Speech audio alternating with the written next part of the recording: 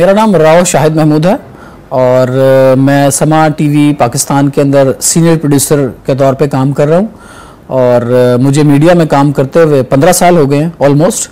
और इससे पहले मैंने चंद और बड़े चैनल्स में काम किया। इससे पहले मैं वक्त टीवी में था, उससे पहले मैं दुनिया टीवी में था, दुनिया टीवी से पहले मैंने जियो में काम किया है और जियो से पहले मैंने हम टीवी में काम किया। और इस वक्त मैं पीएचडी का स्टूडेंट हूँ। एमफिल मैंने मीडिया स्टडीज़ में ही किया है और इसके अलावा मैंने टीवी एंड फिल्म मेकिंग के अंदर कुछ सर्टिफिकेट्स लिए हुए हैं। और मैं अपनी एक एसोसिएशन है electronic media producer association Pakistan, उसका इलेक्टेड प्रेसिडेंट हूँ और यही मेरा इंट्रोडक्शन है। मैंने 2 साल पहले विज़िट किया था इराक़ को। वो मैं पहली दफ़ा इराक़ आया था। इराक़ के बारे में जो हालात हमें पता चलते थे पाकिस्तान में वो बहुत डिफरेंट थे। आने से पहले मैं भी डर रहा था। हमें लगता था कि इराक़ के अंदर शायद जंग चल रही है, हमें वहाँ नहीं जाना चाहिए। लेकिन जो मोहब्बत थी अहले बैत की और आले नबी की, वो हमें खींच के यहाँ पे लेके आई। डॉक्टर हुसैन अकबर साहब की सरबराही में हमारे डेलीगेशन के अंदर 10-12 लोग थे। मीडिया के कुछ लोग थे, कुछ मशाइख थे, कुछ उलमाए कराम थे और कुछ राइटर्स थे जिनका ताल्लुक़ प्रिंट मीडिया से था, वो उस डेलीगेशन का हिस्सा थे। जब हम लोग यहाँ पे आए तो हालात जितने हम लोग सोच रहे थे उससे डिफरेंट थे, काफ़ी तब्दील थे हालात अच्छे थे। लेकिन फिर भी हमें डर था कि कहीं कोई खुदकुश हमला ना हो जाए, क्योंकि जगह जगह चेक पोस्ट लगी हुई थी और हमने बाज़ जगहों पे एंटी एयरक्राफ्ट्स भी देखे लगे हुए, तो डर भी था। लेकिन जो फीलिंग थी ख़ास तौर पे जब हज़रत इमाम हुसैन के मज़ार को हमने विज़िट किया, तो यकीन जानिए कि सिर्फ हमारी आंखें नहीं, हमारा दिल भी रो रहा था। और इतना रूह परवर मंज़र था, मैं अपनी ज़िंदगी में उस मंज़र को शायद ज़िंदगी भर कभी भुला ना पाऊँ। जब मैंने पहली दफ़ा हज़रत इमाम हुसैन के रोज़े को देखा और जब मैंने ये सोचा कि ये वो जगह है जहाँ आपको शहीद किया गया होगा और बग़ैर किसी वजह के, क्योंकि एक ऐसा आदमी जो नबी का नवासा है और जो भूखा प्यासा है और जो अपने बच्चों के साथ है, जिसमें उनके 6 महीने के बेटे अली असगर से लेके उनकी बहन तक और उनके नौजवान भतीजों और बेटों से लेके उनके कज़नों तक तमाम लोग, कोई आदमी जंग करने अगर जाता है तो वो अपनी फैमिली को साथ नहीं लेके जाता। अगर खुदा न खास्ता मुझे कहीं जंग के लिए जाना पड़े तो मेरी 2.5 साल की बेटी है और मेरा 4 साल का बेटा है, अल्लाह ताला उनको ज़िंदगी दे, मैं जंग के लिए कभी उनको साथ नहीं लेके जाऊँगा। तो हज़रत इमाम हुसैन अगर 28 शबान को मदीना से चले थे और 10 मुहर्रम को उनकी शहादत हुई, तो इसका कतई यकीन जानिए कोई भी जी शऊर आदमी ये बात मानने को तैयार नहीं हो सकता कि हज़रत इमाम हुसैन किसी जंग की गर्ज से कूफा आ रहे थे मदीना से। उनको इंतहाई मज़लूमियत की हालत में उनको शहीद किया गया। इस पे अहले तशीयों का और सुन्नी उलमाए कराम का और सुन्नी आवाम का और लोगों का और आम पब्लिक का इस पे पुख्ता यकीन है कि जो जुल्म और बर्बरियत हज़रत इमाम हुसैन के साथ और उनके ख़ानदान के साथ हुई, वो बहुत बड़ा जुल्म था। और वो जुल्म उन्होंने जिस तरह सहा, वो सिर्फ हमारे लिए उन्होंने जुल्म सहा है। उन्होंने अपने नाना के दीन को ज़िंदा रखने के लिए उस जुल्म को सहा है। और जब मैं उस जगह पे खड़ा था, वो सारा मंज़र मेरी आंखों के सामने था, मेरी आंखों से आंसू रवा थे, मेरा दिल रो रहा था और मैं उस वक्त दुआ मांग रहा था अल्लाह ताला से कि अल्लाह, जिस कुर्बानी को नबी के नवासे ने दिया है और इस दीन को ज़िंदा रखने के लिए दिया है, इस कुर्बानी को क़यामत तक ज़िंदा रखना। और जिस मकसद के लिए वो करबला में आए थे और उन्होंने अपनी कुर्बानियाँ पेश की, उस मकसद को ज़िंदा रखना और उस मकसद को तकमील तक पहुँचाना। इसके अलावा हमने हज़रत मौला अब्बास का रोज़ा विज़िट किया। हज़रत मौला अब्बास, जिनको शुजात और वफ़ा का पैकर कहा जाता है, उनका रोज़ा जब विज़िट किया तो एक हैबत तारी थी हमारे ऊपर, हम सब के ऊपर, क्योंकि एक ऐसा नौजवान जिसने सफ़ीन के अंदर फ़तह के झंडे गाड़े हुए थे, अगर उसको उसके मौला हुसैन हुक्म दे देते कि तू जंग कर, तो यकीन जानिए कि वो यजीद की पूरी फ़ौज को तहे तेग कर देता। उसको सिर्फ हुक्म मिला था पानी लाने का और जब ये हिस्ट्री हम लोग पढ़ते हैं, और यकीन करिए, यकीन जानिए कि इस पे यकीन किए बगैर और पुख्ता यकीन किए बगैर रहा नहीं जा सकता। जिस तरह उन्होंने कुर्बानी दी, जिस तरह उन्होंने अपने बाजू शहीद करवाए, और जिस तरह उन्होंने अलम उठा के रखा, जिस तरह वो हज़रत बीबी सकीना के लिए और प्यासे अली असगर के लिए पानी लेने के लिए जा रहे थे, और जब वो पानी लेके आ रहे थे उनको जिस मजलूमियत में शहीद कर दिया गया, जब वो हिस्ट्री हम पढ़ते हैं, हम सुनते हैं, और उनके रोज़े को हम देखते हैं, और जो मशक उनके रोज़े के ऊपर लटकी हुई है उसको जब हम देखते हैं तो आंखों से आंसू तारी होते हैं, और हम उस कुर्बानी को सोचते हैं जो इन लोगों ने हमारे लिए दी और इस दीन को ज़िंदा रखने के लिए दी। वो कैफियत मैं आपको बयान नहीं कर सकता जो उनके रोज़े पे खड़े होके वो कैफियत मैंने महसूस की थी हज़रत मौला अब्बास अलमदार के रोज़े के ऊपर। फिर उसके बाद हम लोगों ने नजफ़ विज़िट किया था, मौला अली का रोज़ा हमने विज़िट किया। हज़रत अली के रोज़े के ऊपर जो कैफियत होती है वो तो अल्फाज में बयान करना नामुमकिन है। मैं कैसे बयान करूं, मैं अपने दिल की कैफियत हज़रत अली के रोज़े पे खड़ा होके मैं क्या सोच रहा था मैं नहीं बयान कर सकता।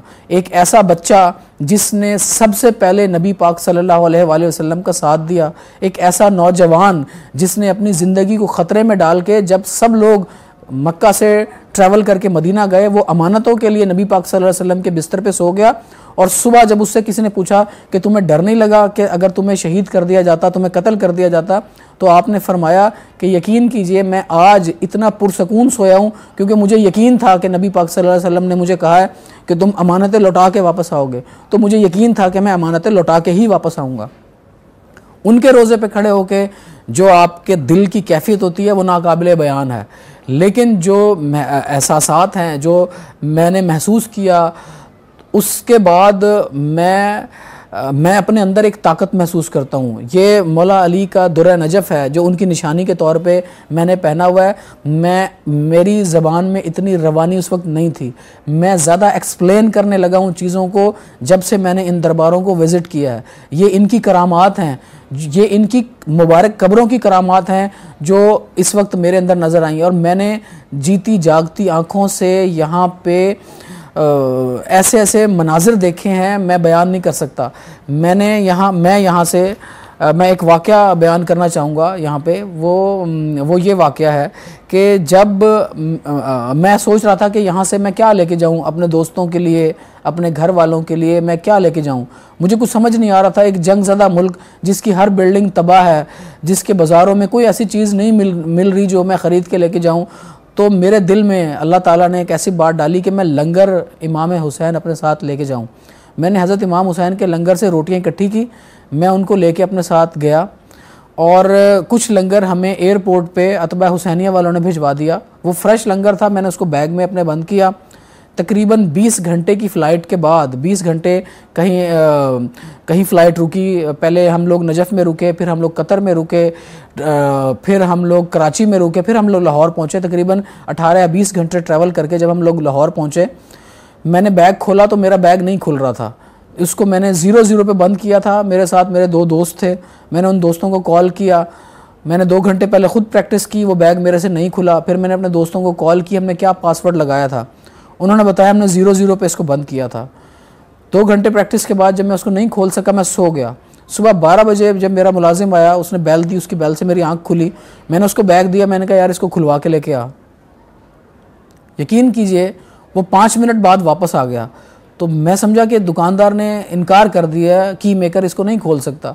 उसने मुझे आगे कहा कि सर उसने 5 मिनट में आपका ताला खोल दिया आपके बैग का। मैंने उससे पूछा कैसे खोला है, उसने कहा कि सर उसने 786 लगाया, आपका बैग का ताला खुल गया।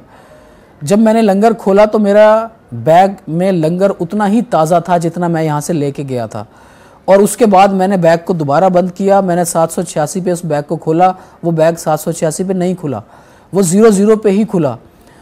एक ये मैंने अपनी आँखों से करिश्मा देखा, खुली आँखों से। और एक जब हमने विज़िट किया जनाब हुर के रोज़े को, जब हम जनाब हुर के रोज़े से बाहर निकले तो जो टैक्सी वाला हमें जनाब हुर के रोज़े तक लेके गया था, उसने हमारे से 7 या 8 हज़ार रुपये का मुतालबा किया कि मैं 7 या 8 हज़ार रुपये इराकी आपसे कम नहीं लूँगा। तो खैर हम बैठ गए उसके साथ। जब हम लोग जनाब हुर के रोज़े से बाहर निकले, आसमान पे बादल नहीं थे, तेज़ हवा का झोंका आया और हमारे ऊपर बारिश की फुहार गिरी। सब लोगों ने आंखें उठा के ऊपर देखा, आसमान पे बादल नहीं थे, दूर उफ़क़ के पास बादल नज़र आ रहे थे। और हमारा ड्राइवर दूर से खड़ा ये मंज़र देख रहा था। जब उसने हमें ड्रॉप किया हज़रत इमाम हुसैन के रोज़े पे, मैंने उसको पैसे दिए तो वो रोने लग गया। ये वही आदमी जो हमारे से बहस कर रहा था पैसों के ऊपर, उसने जब ये मंज़र देखा, वो पैसे नहीं ले रहा था, वो अरबी में क्या कह रहा था मुझे समझ नहीं आया। मुझे सिर्फ उसके ये अल्फाज समझ आए कि मेहमान इमाम हुसैन, मेहमान, वो जस्ट ये वर्ड बोल रहा था। मुझे उसकी ज़बान समझ नहीं आई, लेकिन मुझे ये समझ आ गया कि वो मुझे कह रहा है कि तुम मौला के मेहमान हो, मैं तुम्हारे से पैसे नहीं लूँगा। ज़बरदस्ती हमने पैसे उसकी जेब में डाले और हम लोग आ गए, और हमारे मुँह से, मैं था और मेरे साथ मेरे प्रोग्राम के एंकर थे बिलाल कुतुब साहब, हम दोनों खामोश थे, हमारे मुंह से कोई अल्फाज नहीं निकल रहे थे, और हम आके मौला इमाम हुसैन के रोज़े पे आके बैठ गए। फिर हमने विज़िट किया सामरा। हम लोग जब यहाँ से करबला से हम सामरा गए तो रास्ते में जगह जगह चेक पोस्ट लगी हुई थी, और सामरा के करीब कोई बिल्डिंग सलामत नहीं थी, तमाम बिल्डिंग्स गोलियों से छलनी थी, और रास्ते में जगह जगह लोगों ने मेहमान खाने लगाए हुए थे, और वो फ्री लोगों को सर्विस प्रोवाइड कर रहे थे। और जब हम सामर्रा पहुँचे तो मैंने देखा कि वहाँ सड़क के ऊपर एंटी एयरक्राफ्ट भी लगे हुए थे, और हमें वहाँ किसी ने बताया कि इस रोज़े को, हज़रत इमाम नकी अलैहिस्सलाम के रोज़े को और हज़रत इमाम हसन अस्करी अलैहिस्सलाम के रोज़े को और जाए गैबत हज़रत मेहदी अलैहिस्सलाम को धमाकों से 2 दफ़ा उड़ाया गया है। और अब जब मैंने उसको विज़िट किया है तो दोनों विज़िट्स में ज़मीन और आसमान का फ़र्क है। अब कोई मुझे एंटी एयरक्राफ्ट नज़र नहीं आया, मुझे चेक पोस्ट नज़र आई हैं, 90% चेक पोस्ट नहीं हैं, अब चेक पोस्ट कम लगी हुई हैं। तो जो वहाँ पे भी फीलिंग थी, वो भी मेरी यही फीलिंग थी। ख़ास तौर पे हज़रत मेहदी अलैहिस्सलाम के जाए गैबत के ऊपर जो फीलिंग है वो नाकाबिले बयान है। वहाँ आप खड़े होके महसूस कर सकते हैं कि वाकई आप किसी ख़ास जगह पे खड़े हुए हैं। तो ये मेरे एहसासात हैं, दोनों विज़िट्स का ये मेरा कंपैरिजन है जो मैंने आपके सामने बयान किया। सबसे जो इम्पॉर्टेंट मैसेज है जो लोगों को अट्रैक्ट करेगा वो ये है कि यहाँ की गवर्नमेंट ख़ास तौर पे अतबा हुसैनिया, अतबा अब्बासिया या हज़रत अली अलैहिस्सलाम के रोज़े के ऊपर या उनके घर के ऊपर या मस्जिद कूफा के ऊपर जो भी आपकी एडमिनिस्ट्रेशन है वो मीडिया को अलाउ करे कि वो रिकॉर्ड कर सके चीज़ों को। और ख़ास तौर पे फॉरेनर मीडिया को, जब आप हज़रत अली अलैहिस्सलाम का घर विज़िट करते हैं तो आप देखते हैं कि जिस छोटे से घर में, अगर मैं पाकिस्तान के साथ उसको कंपैरिजन करूं तो ये मुश्किल से 5 मरले या 8 मरले का घर है जो हज़रत अली अलैहिस्सलाम का घर है, जिसके अंदर उन्होंने अपनी औलाद की तरबियत फरमाई। हज़रत अब्बास का कमरा हज़रत अली के घर में एक छोटा सा कमरा है, और वो कमरा अकबी दरवाज़े की तरफ है। तो उससे साफ नज़र आता है कि हज़रत अब्बास को हज़रत अली के घर के अंदर भी चौकीदारी का रुतबा सौंपा गया था। यानी इतना ट्रस्ट था हज़रत अली का हज़रत अब्बास के ऊपर कि उनके घर में भी आपका कमरा अकबी दरवाज़े के करीब है, और उनके कमरे के बिल्कुल सामने उनकी वालदा हज़रत उम्मुल बनीन का कमरा है। और इसी तरह जब आगे आए तो हज़रत बीबी ज़ैनब का कमरा, आगे उनके हज़रत इमाम हसन और इमाम हुसैन का कमरा, वो छोटे छोटे से कमरे हैं। एक लिविंग रूम है सेंटर में, एक स्टडी रूम है। स्टडी रूम ये बताता है कि हज़रत अली अलैहिस्सलाम किस तरह अपने इल्म में इजाफा फरमाते थे, किस तरह उनको स्टडी का शौक़ था। ये चीज़ें अगर मैं रिकॉर्ड करके दुनिया को दिखा दूँ तो यकीन कीजिए कि यहाँ पे इतना रश होगा कि वो कंट्रोल नहीं किया जा सकेगा, उसको आप मैनेज नहीं कर सकेंगे। इतना रश होगा, इतने विज़िटर्स यहाँ पे आएंगे, इतने ज़ायरीन यहाँ पे आएंगे। एक तो हमें वो उसको दिखाना चाहिए, लोगों को बताना चाहिए। एक कैसरो कसरा के महल थे, एक आज के दौर में महलात हैं जहाँ बादशाह रहते हैं, और एक हुक्मरानों के महल हैं, चाहे वो पाकिस्तान के हुक्मरान हो, चाहे वो इराक़ के हुक्मरान हो, चाहे वो अमेरिका के हुक्मरान हो, चाहे वो सऊदी अरब के हुक्मरान हो। जिन महलात में वो रहते हैं और जिस तरह की वो तरबियत कर रहे हैं अपने बच्चों की, एक ये, और इसके कंपैरिजन में हज़रत अली अलैहिस्सलाम का घर, एक 5-7 मरले का घर, और क्या तरबियत उन्होंने अपने बच्चों की फरमाई कि उन्होंने फिर करबला बर्पा किया। ये कंपैरिजन अगर हम दिखाने में कामयाब हो जाए ना दुनिया को, ये सबसे बड़ा मैसेज होगा लोगों के लिए, दुनिया के लिए, सिर्फ मुसलमानों के लिए नहीं, पूरी दुनिया के लिए ये बहुत बड़ा मैसेज होगा कि मौलाए कायनात एक 5-7 मरले के घर में रहते थे, और आपको पता था कि आज रात शायद मेरे ऊपर हमला कर दिया जाए और मुझे शहीद कर दिया जाए। वो फिर भी जमात करवाने के लिए गए। जिस तरह उनके ऊपर हमला किया, वो उनको मालूम था कि आज मेरे ऊपर हमला होना है। आज के हुक्मरान बुलेट प्रूफ गाड़ियों में फिरते हैं, अब सड़कें रुकवा देते हैं, रूट लग जाता है, एक एक घंटा कोई हॉस्पिटल में नहीं जा सकता, एम्बुलेंसेस को रोक दिया जाता है। और आप जिनको मालूम था कि मुझे शायद आज शहीद कर दिया जाए, वो चले गए, इमामत करवाई उन्होंने। इसी आप के इसी लेसन को फिर आपके बेटे ने लिया और उनको पता था कि करबला में जो होगा। और यकीन जानिए, जब नबी पाक सल्लल्लाहु अलैहि वसल्लम ने उम्मे सलमा को, नबी पाक सल्लल्लाहु अलैहि वसल्लम की अहलिया को जो मट्टी दी और कहा, एक दिन आपको ख्वाब में नज़र आए उम्मे सलमा को नबी पाक सल्लल्लाहु अलैहि वसल्लम, और उनके बालों में मट्टी पड़ी हुई थी और आप परेशान होकर उठी और आपने भाग के उस मट्टी को देखा तो वो मट्टी सुर्ख हो चुकी थी और आपको यकीन हो गया कि आपके नवासे को करबला में शहीद कर दिया गया है। तो इसका मतलब ये है कि हज़रत इमाम हुसैन को पता था कि उनको करबला में इस तरह शहीद कर दिया जाएगा। जिस तरह का सिस्टम है, लाखों करोड़ों लोग यहाँ पे विज़िट करते हैं, हर इंसान के लिए एक अलग कैबिन है, वो अपने जूते वहाँ रख सकता है, वो अपने मोबाइल वहाँ रख सकता है, वो रख के आराम से अपनी ज़ियारत कर सकता है अंदर जाके। आप लोग कमाल खिदमत कर रहे हैं, पानी मुहैया कर रहे हैं लोगों को, यहाँ पे हरम पे लोगों को खाना मिल रहा है, कमाल की खिदमत यहाँ पे यहाँ की गवर्नमेंट कर रही है। मस्जिद कूफा दुनिया भर के लिए एक बहुत बड़ा लेसन है। जैसा हानी बिन उर्वा ने हज़रत मुस्लिम बिन अकील की मेहमान नवाजी की, फिर अपनी जान दे दी। हज़रत मुस्लिम बिन अकील किस तरह सफ़ीर बन के मदीना से कूफा तक आए और फिर आपको शहीद कर दिया गया, और फिर उनका बदला किस तरह हज़रत अमीर मुख्तार ने लिया। यकीन कीजिए, अमीर मुख्तार एक इतना बड़ा हीरो है और वो हीरो अब अभी तक सिर्फ शिया कुतुब्स में है। वह मुस्लिम्स की बाकी मसालिक के अंदर वो हीरो अभी तक नहीं लोगों को नज़र आया। एक और पैगाम जो तमाम आलम इस्लाम के लिए है वो ये है कि हम जिस तरह के मिथ्स पाकिस्तान में सुनते हैं कि शिया जो है वो मुसलमान नहीं हैं, शिया काफिर हैं, यकीनन ऐसा बिल्कुल भी नहीं है।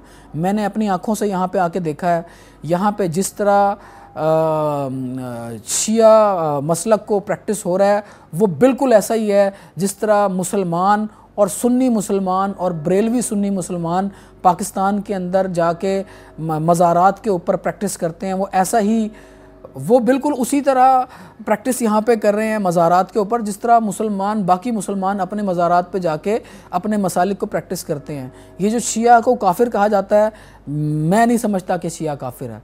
शिया मुसलमान है और मेरे से ज़्यादा अच्छा मुसलमान है, क्योंकि जिस तरह शिया अपने मज़हब को प्रैक्टिस कर रहा है, मैं उतना अच्छा अपने मज़हब को प्रैक्टिस नहीं कर रहा। अल्लाह करे मैं भी उतना अच्छा प्रैक्टिस कर सकूं। नमाज वो बाकायदगी से पढ़ते हैं, जो मोहब्बत उनके दिलों में अहले बैत की अल्लाह ताला ने डाल दी है वो कमाल मोहब्बत है, और वो मोहब्बत उनको एक इनकलाब की तरफ लेके जा रही है। और ये वो इनकलाब है कि जब हज़रत मेहदी अलैहिस्सलाम का ज़हूर होगा दुनिया में, ये लोग पहले से ग्राउंड बना चुके होंगे हज़रत मेहदी अलैहिस्सलाम के लिए, और फिर वो इनकलाब बर्पा होगा और जो इनकलाब दुनिया देखेगी और जिस इनकलाब की तैयारी होगी। मैं एक सुन्नी मुसलमान हूँ और मेरा अकीदा है इस बात के ऊपर कि हज़रत मेहदी अलैहिस्सलाम का ज़हूर होगा और फिर वो गलबा पाएंगे दुनिया पे, और फिर पूरी दुनिया पे मुसलमानों की हुक्मरानी होगी। बस यही मेरा पैगाम है, और मैं चाहूँगा कि तमाम मुसलमान, तमाम पाकिस्तानी, तमाम मुसलमान इन मकामात को विज़िट करें, इधर आके देखें, और जो मोहब्बत की चिंगारी मेरे दिल में फूटी है, अल्लाह करे उनके दिल में भी वो मोहब्बत की चिंगारी फूटे। Thank you very much.